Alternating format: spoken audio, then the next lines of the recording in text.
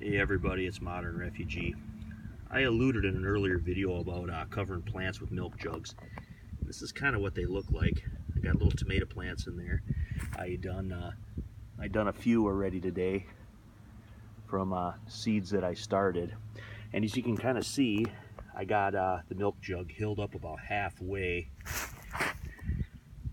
with dirt.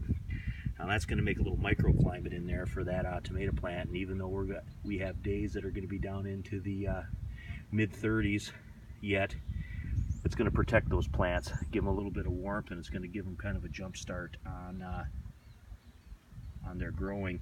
And to water them, all you do is take a little water jug like so, and you can put water in them just like that. And that water will stay right in there and hydrate the soil. But anyway, I just kind of want to do a real quick video showing you what this kind of looks like. I've used this technique for a long time, and it just used something that would be thrown out anyway, milk jugs, to make little miniature greenhouses for your plants. This works for all kinds of tender plants, whether it's peppers, tomatoes. You can do cabbage under them.